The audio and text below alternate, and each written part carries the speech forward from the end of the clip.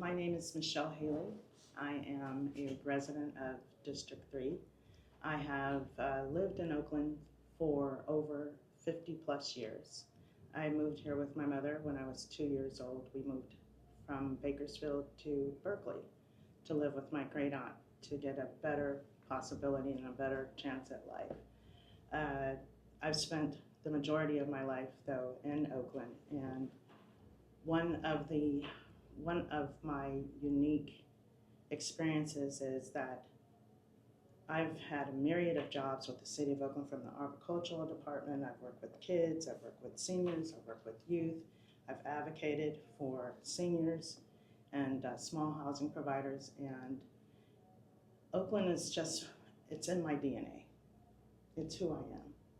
It's every day, and I wanted to be a part of the conversation and how we move forward out of this particular cycle that we find ourselves in. I also am a licensed realtor in all transparency. Have worked with Ibra and Chris Moore. I did assist on his campaign and run for supervisor, so I want to be transparent about that. And I have experience, about 25 years experience in mortgage lending, 20 plus years in real estate, and a lifetime of love for the city. Thank you. Yeah, so I think I'm gonna start with the first question. Mhm. So what are the key policy contributing to the ongoing budget deficit in Oakland? What policy change would you propose in your first year in office to enhance community safety and address these challenges? Okay. So, of course, the key challenges in public safety. I think that one of the biggest challenges, I had the honor of meeting with OPOA last week, and you know, it's easy to talk about public safety and say that it's crime and that we need more police, but in reality, it's the optics and it's the perception. And in talking with OPOA, it is, I think there is a consensus that the Oakland Police Department has a dark cloud over it because it's been in receivership for over 20 plus years. And when we talk about public safety and we want to get down to the root and a holistic change, we have to lift the cloud. And that cloud is getting rid of the receivership. They're handcuffed. They cannot move into implementing a lot of the different changes. They can't, when we got into receivership, they were issuing badge numbers in the 300s. They're now issuing badge numbers in the 3000s. So we have about 600 officers. So that means that we have trained and lost thousands of officers. So Oakland is now providing capital and training for police officers just to spread out and leave. And they leave often because of the perception of being responsible for something that, a time that they were not here. And so we really, in addressing public safety, one of the first things that has to happen, we really have to have a conversation about getting the police department out of receivership, because you cannot recruit and retain good, talented officers. That being said, I also lived through a period when we had community policing, and it was by district. I think some of that has to return, where my district, I had my officers that we knew, everybody in the neighborhood knew them, and it makes a huge difference to have that relationship and that interpersonal relationship. You even know when their days off, so you know how to get in touch with them. And they also happen to know the hot buttons. They know some of the troublemakers, and it was far more effective. Such as, I think, even having the East Oakland station. Some of those things are very vital and should be spread out. District policing can make a huge difference because they can spot things in a more real-time manner than just having a broad spectrum and trying to do this whack-a-mole that we're currently engaging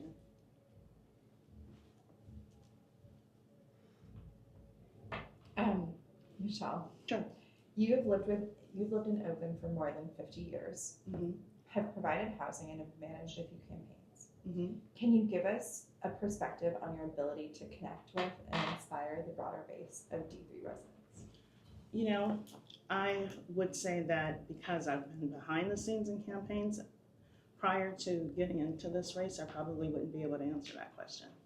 But in getting into this race, I actually took to my neighborhood and I knocked on the door and I got every single signature that I received. I knocked on the door of my neighbors. And in speaking with them, the love and support that I received was overwhelming. I, of course, doing something so impulsive, I had doubts as to whether or not it was the right thing to do. But for every door I knocked on, it resurrected my faith. I found that a lot of the neighbors don't know who their current council person is. And of course, it's incumbent upon me to let them know who their current council person is because that's what we do. And then one gentleman said, "You're gonna get me that speed bump when you get elected, right?" And I said, okay. But I think that because I walk my neighborhood, I walk every day, me and my German Shepherd. I'm known as the lady with the shepherd, Hachiko. And it is my ability to connect with my neighbors, I think, is my authenticity. And in my neighborhood, I am my neighborhood. And there are more people that feel like me and think like me. In my neighborhood, I've seen in the last month alone, 5 moving vans that are going in one direction. They're leaving Oakland. 2 of those people were small business owners. That's revenue lost to the city. So if I can try to bridge that gap and have real conversations with the neighbors and connect with them, I think that it will be a net asset. And also, let me say this, whether I win or lose, I think my voice is important. I have dry eye, not crying yet. But soon. Hopefully not because of us. No. But it is an emotional journey, though. But yeah. Yeah, we can understand that. Beyond the budget concerns, what do you consider the most pressing issue that Oakland faces? What do you believe is the underlying cause of this issue, and specific policy changes or amendments to existing policies that you would propose to effectively resolve it? I think that the most pressing issue is obviously ongoing pension obligations. I believe that in addition to that, we have an administrative cost that has quadrupled in the most recent decade. Just to give a small example, we have one council person that has 6 or 7 staff members. Councilperson Jenkins, for instance, he has 6 staff members. Now, I'm not saying I don't know if he needs it, but that wasn't the norm. Not putting it down, but I'm just saying that we have now a lot of administrative costs, and in addition, we also have a city hall that has basically been working remotely still for the past 3+ years. I myself have encountered calling departments only to have someone pick up the phone and their child is crying in the background and the dog is barking. I don't have anything against it, but this is the city and we have a job to do and folks are still being paid. So that being said, I think in order to start to begin to rectify this is, one, everyone should come back to work. Remote work should be canceled, full stop. All the ancillary businesses in City Hall have been gutted as a result of no foot traffic from the city employees. In addition, I encourage and would like to see a forensic audit of all departments in the city of Oakland. I would love to see that. I would be for that. I think that an actuary could be brought in to look at duplicative positions, and just, we need a top-down assessment of how we're running this city. I think if this city was a Fortune 500 company, it would already be bankrupt and probably everyone would be fired, but we're not a Fortune 500 company, it's a municipality, but the residents deserve better service. We deserve better outcomes. Amazing. We have about 10 minutes for follow-up questions. So part of budgeting is, one part is what you spend money on.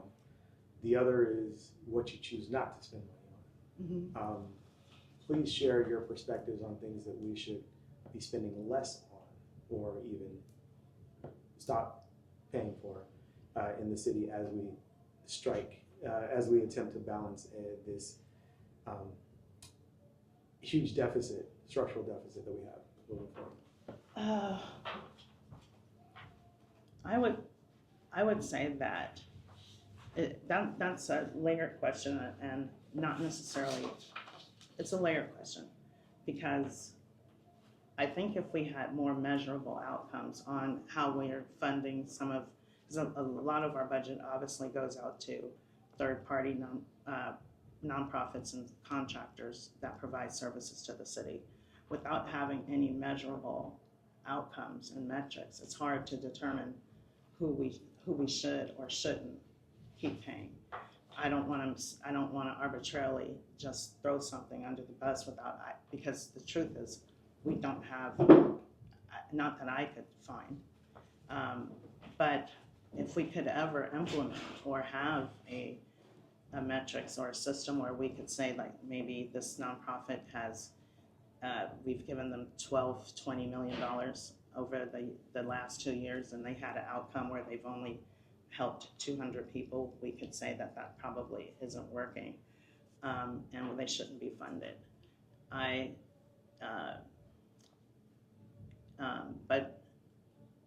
But to be honest, I think that some of the nonprofit funding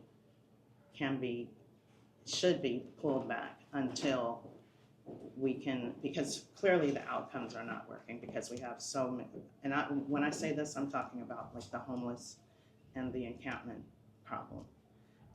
Until we certainly could stand to cut some of that back, because we haven't got the results we deserve, and perhaps and it appears to be a big slice of the pie, and I would not recommend any further funding until we really have to get under and get an audit and get a system for, I can't stress it enough, to be able to gauge how these organizations are performing and how they are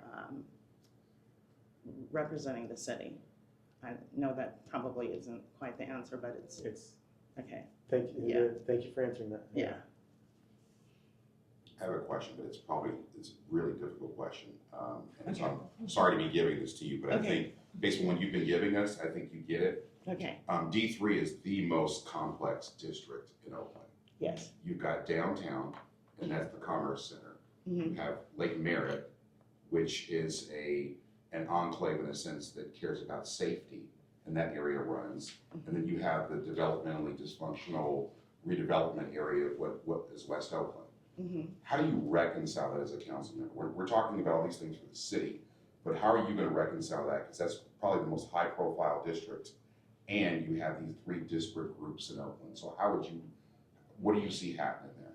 Well, as I thought about this, and I thought about it in relationship to not me running per se, but just how we could be more effective in bringing the people back into the process and having it be a fair, equitable representation of everyone. And I thought of many ways of, one,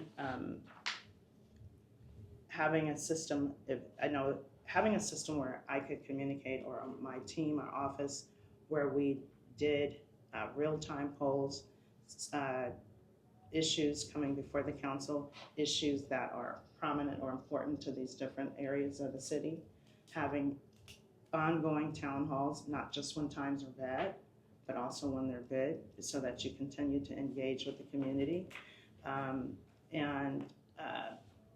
It is certainly, West Oakland is interesting because I live below 980, right? And below 980 is having a completely different experience than over on the other side of 980. It's like it's two Oaklands. And the below 980, like we'll holler and scream like, God, I come out my door and it's another bike lane.